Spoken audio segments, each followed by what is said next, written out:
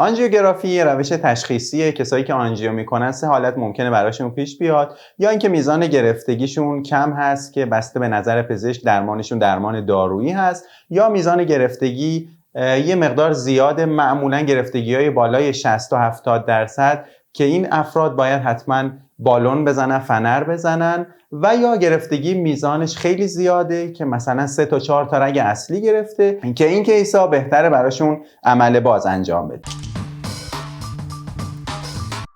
ولی فرقی نمیکنه. معمولا 20% از افرادی که آنژیو میشن توی سالهای بعد هم نیاز پیدا میکنن دوباره آنژیوگرافی بشن یا بالون بزنن، به این خاطر که بیماری قلبی یک بیماری مزمن هست. یعنی چی؟ یعنی که تو گذر زمان در واقع این مشکلات براشون به وجود میاد. و چون توی گذر زمانی مشکلات به وجود میاد، در واقع چند عاملی هست. هم فاکتور ژنتیک میتونه روش تاثیر داشته باشه، هم فاکتورهای محیطی، هم چاقی، اضافه وزن، فشار خون، چربی خون و دیابت و مشکلاتی از این قبیل. نقش تغذیه توی بیماری‌های قلبی عروقی خیلی مهمه، چون شما وقتی تغذیه‌تون درست باشه، فشار، چربی و قند خونتون راحت‌تر کنترل میشه، کنترل وزنتون بهتر اتفاق میفته. مهمترین نکاتی که این افراد باید توجه کنن اینه که از هر ماده غذایی که نمک و چربی زیادی داره پرهیز کنن. در واقع شما وقتی نمک زیاد استفاده میکنید، فشار خونتون که در واقع مهمترین عامل برای مشکلات قلبی عروقی هست بالا میره. پس از هر ماده غذایی که شوره، مثل غذاهای کنسرو شده، غذاهای مثل سوسیس کالباس ها، سس ها و نمک اضافه شده سر سفره باید پرهیز کنید. در مورد چربی هم باید سعی کنید که بیشتر از چربی‌های گیاهی استفاده کنید، مثل گردو، بادام، کنجد و آجیل هایی که شور نباشن. بقیه چربی‌ها مثل کره، سرشیر، خامه، غذاهای سرخ شده، سس های مایونز، اینا رو باید یه مقدار توی رژیمتون کمتر استفاده کنید. در مورد اینکه چه روغنی مناسب هست، ما یه ویدیو داریم که لینکش رو اینجا خدمتتون میذاریم، میتونید باز برید اونو ببینید. در مورد سبزیجات باید این افراد سبزیجات زیاد استفاده کنن، چون که سبزیجات میزان فشار خون رو کنترل میکنه. قند سبزیجات کم هست و برای کسایی که دیابت دارن خیلی خوبه و چون چربی نداره برای این افراد خیلی مناسب هست.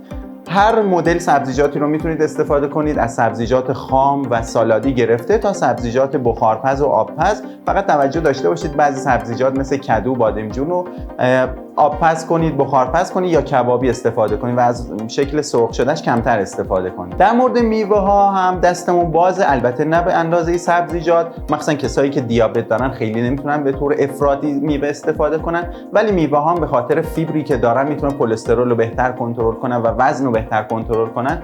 توی رژیم افرادی که مشکلات قلب دارن یا سابقه بیماری قلبی دارن باید حتما باشه. فرقی نمیکنه چه میوه‌ای باشه، از همه نوع همه رنگی استفاده کنید. میوه‌هایی که رنگ تیره تر دارن مثل آلوسیا، انار قرمز، ربع انار بهتر هستن به خاطر ترکیبات آنتی اکسیدانی که دارن، ولی فرقی نمیکنه. شما باید از همه گروه‌ها و همه رنگ‌های غذایی استفاده کنید.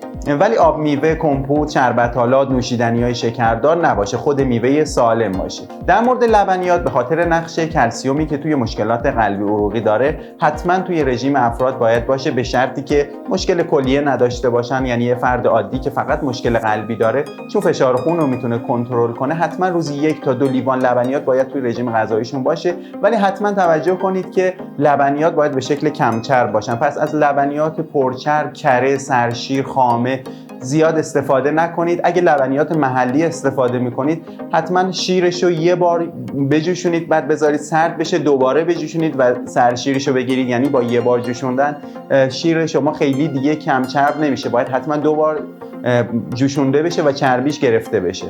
در مورد گوشت ها که خیلی بحث هست توی رژیم بیمار قلبی، بهتره خب گوشت سفید، مرغ، ماهی استفاده بشه، ولی حتما میتونن افراد تخم مرغ استفاده کنن. پس روزانه یه دونه تخم مرغ آبپز، چه سفیده چه زرده، رو مشکل نداره. سفیده تخم مرغ و مقدار بیشتری هم میتونن استفاده کنن. زرده هم در واقع گایدلاین‌های جدید اونقدر دیگه منعش نمیکنه. پس روزی یه دونه زرده تخم مرغ حتی برای کسی که مشکل قلبی هم داره مشکلی نیست و میتونن استفاده کنن. گوشت قرمز هم اگه اون قسمت‌های چربش جدا بشه، دل و جگر و قلبه و در واقع کله پاچه و اون قسمت‌های چربیدار نباشه، در حد هفته 2 تا 3 بار میتونن استفاده کنن.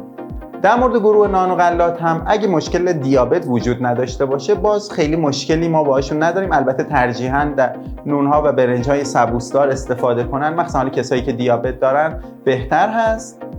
فقط توجه داشته باشید که این مباحث تغذیه فقط بخشی از در واقع راه‌های پیشگیری از مشکلات قلبی عروقی هست و اگه شما میخواید دچار این مشکلات نشید باید میزان دخانیاتتون رو کمتر استفاده کنید. حتما تو برنامه روزانه ورزش از نوع هوازی داشته باشید. میزان استرستون رو کم کنید تا احتمال بروز مشکلات قلبی یه مقدار کمتر بشه. مرسی که تا اینجا ویدیو رو دیدید. ممنون میشم که اگه سوالی داشتید توی کامنت ها برامون بنویسید یا اگه توی یوتیوب ما رو میبینید اون دکمه سابسکرایب رو بزنید. مرسی.